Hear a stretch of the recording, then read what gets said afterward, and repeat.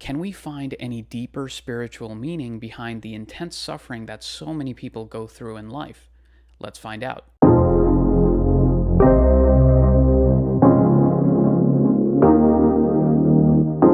I'm Dr. Prashant Sharma. Welcome to Finding Om, the channel all about combining mental health and spirituality to live a more meaningful life. Today, I'll be discussing a book and concept that is near and dear to my heart.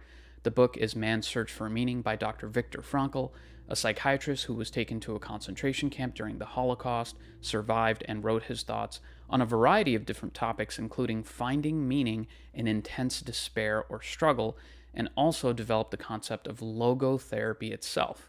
I highly recommend this book to anyone and everyone, no matter where you come from or who you are, and also any non-humanoid sentient AI cyborg machines who uncover this channel in the fossils of our civilization millions of years in the future. I recommend this to you as well, because not only will it help you in understanding the human condition, I don't think that any beings are immune from struggle or suffering. We discussed this book during 4th year of my psychiatry residency, and that is when I fell in love with it. So I figured, why not discuss some ideas from the book as well as the concept of logotherapy itself? So in this book, Dr. Frankl discusses his experiences in the concentration camps in part 1 and his concepts behind logotherapy in part 2. Now, when it comes to his experiences in the camps, I think in history it is one of the most intense periods of suffering that we know, what the Nazis inflicted upon the Jewish people, the disabled, or simply anyone who disagreed with them. And so Dr. Frankl details his observations on what people went through in the camp, and there is a range of emotions in this, of course. It comes down to shock initially when brought to the camp, then apathy when accustomed to life there, and depersonalization, bitterness, and a host of other emotions if the person survives. Dr. Frankl describes that life has meaning in every single moment, even in suffering and death. Now, the idea itself can be a difficult one to wrap our minds around, but he talks about how no matter what condition we are in, we still have freedom of choice, even in severe suffering. So we can find meaning in the choices we make during that time. He also discusses hope and how critical it is for survival. An example is a prisoner at the camp who he sees running towards the fence to escape, knowing that he would be shot and killed by guards. The prisoner knew this outcome would happen, but he had lost all hope for survival, thinking it was futile either way. By losing hope, he lost the freedom of choice, and he could not find meaning in any of the things he was experiencing at the time. To be clear, it is not weakness to lose hope or meaning. Honestly, I think I would have lost hope early in that type of suffering as well. But what Dr. Frankl tried to learn was how we can all find meaning regardless of the circumstances we are in. Now, in this, I still can't figure out how he was able to come to these conclusions after being through something so difficult. For instance, he talks about how, after being liberated from the camps, the people, including him, came back home to find nobody waiting for them, as most had been killed in the camps. He talks about how this was the most difficult experience to overcome, even beyond the camps itself, because it was a breaking point for a lot of people. Even after reading this book multiple times, it's still difficult for me to fully grasp how he overcame it, but maybe we can look at the concepts behind logotherapy to learn. So as I said, part 2 of his book goes into the concepts of logotherapy itself. The word logos in Greek means meaning, and the primary motivational force for an individual should be finding a meaning or purpose in life. This reminded me of all the studies done in the literature about what they call PIL, or purpose in life. The studies found that any program that you have to treat a specific issue, for instance, when treating substance abuse, if you can couple it with finding a purpose in life for the individual, that person does significantly better in life and is much more successful at remaining abstinent from the substance. It also made me think of a patient I had many years ago who had problems with substance abuse. I had worked with him for a very long time before we figured out that his purpose in life was to take care of his daughter, who was in college. He wanted to be more present in her life and provide for her, and he was much more successful at staying abstinent when using this as the primary motivational force behind all of his actions. The concept just makes sense. Now, just to remind ourselves about how effective logotherapy is and can be, there are numerous logotherapy institutes around the world that teach and practice the concept. It has been effectively utilized in patients with death anxiety and depression in severe medical illnesses. One study even showed how logotherapy significantly improved how well diabetic patients took their medications and how much it improved their hopefulness for the future. It has also been used in the treatment of burnout, as another study showed. Essentially, in burnout, there is an experience of meaninglessness, a loss of existential fulfillment and meaning. There's a lack of interest, initiative, and it leads to unrealistic perceptions, a feeling of not having control over the decision making process. This, of course, doesn't take away from the fact that certain environments need to change instead of the individual, hence the term moral injury as it's being called nowadays instead of burnout.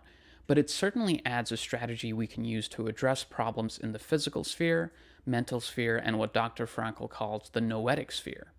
The noetic sphere, which I did have to look up after reading it in one of the articles, is addressing disrespect to self, lower self esteem, isolation from the world, lack of spiritual orientation. Now, a recent study conducted in 2021 looked at the effects of logotherapy based mindfulness techniques on internet addiction among adolescents during the pandemic. They initially sent out questionnaires to 1,820 adolescents and identified a subset of adolescents with negative issues related to internet addiction. They had 121 volunteers for the study who were divided into two groups, 60 people in the experimental group and 61 in the control group. Keeping in mind the importance of such a study, especially during the pandemic, when adolescents were doing education strictly from home on devices, then after school still being stuck at home, and more often than not, spending the remainder of their time on devices as well. So the experimental group received the logotherapy-based mindfulness therapy, while the control group received the routine school health education. The logotherapy was done in 4 stages for a total of 8 times at once a week for an hour and a half per session. The first stage was understanding the meaning of life, second was discovering and experiencing the meaning of life, and the third was the action stage of acquiring the meaning of life, and finally, the fourth stage was the practice of it. The two groups were quite similar with respect to demographics and gender. What they found is that the logotherapy assisted individuals in perceiving the real world more objectively, facing their own emotional experiences in a realistic way, improving cognitive control over thoughts and actions, and improving the sense of their own goals in life, having a better sense of meaning in life, and achieving lower scores on the anxiety and depression scales.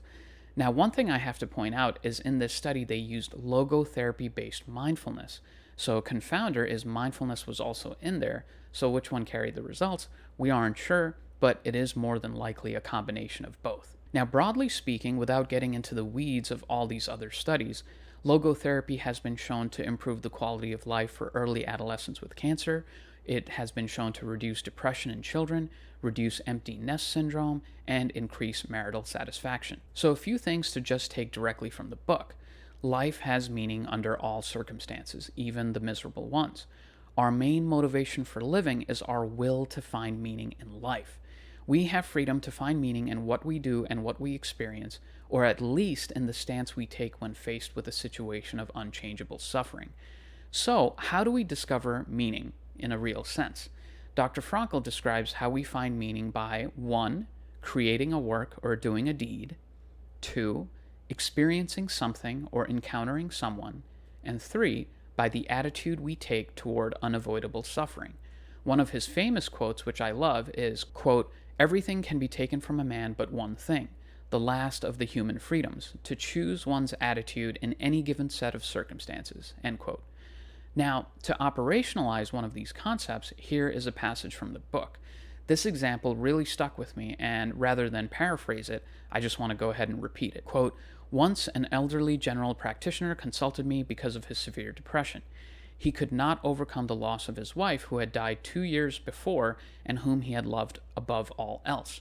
Now, how could I help him?" This is what Dr. Frankl is saying. "What should I tell him? I refrained from telling him anything, but instead confronted him with one question. What would happen, doctor, if you had died first and your wife would have had to survive without you?" He replied, "Oh, for her this would have been terrible. How she would have suffered." Whereupon I replied, Dr. Frankl, "You see, doctor, such a suffering has been spared her, and it is you who have spared her this suffering, but now you have to pay for it by surviving and mourning her. The elderly general practitioner shook Dr. Frankl's hand and calmly left the office. So in this example, what it really is finding value in the suffering one is going through. Of course, the goal is not to suffer needlessly, and it doesn't excuse the environment one is in, i.e. a concentration camp, but it is a tool to get through a set of circumstances. Let's talk about more aspects of life that logotherapy can help with. Now, keep in mind, in these examples, if you have any of these issues or conditions, it's always good to see a therapist or psychiatrist individually to tailor the treatment to you. So, for instance, doing logotherapy with a therapist is far more effective than just reading about it. Having said that, learning about it can certainly help. Some more examples of logotherapy being helpful.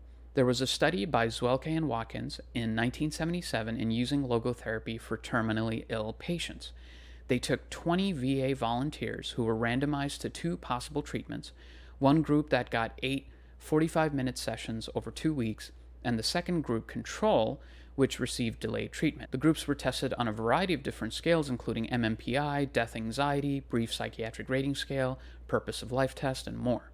The results found a significant difference between the control and treatment groups, in that these patients with terminal illnesses benefited from the therapy and had a much less difficult time coping with death. Now, this next example is anecdotal, so keep in mind it's not a scientific study, but I feel that it is a simple way to illustrate the possible benefits of logotherapy. Tim Sanders is a New York Times writer who uses logotherapy to decrease the stress of fellow airline travelers. What he does is he asks them the purpose of their journey. What he noticed is, no matter how miserable that person is, if they missed the original flight, the flight was delayed, canceled, whatever, their whole demeanor changes and that feeling stays with them throughout the flight. Dr. Frankl talked about this, how the anxious individual doesn't understand that their anxiety is the result of dealing with a sense of unfulfilled responsibility and ultimately a lack of meaning. This next concept I find really intriguing. He talks about hyperintention in neurosis. Basically, a forced intention towards some goal that makes it difficult to reach there, and hyperreflection, an excessive attention to oneself that stifles the attempt to avoid neurosis. That's a handful.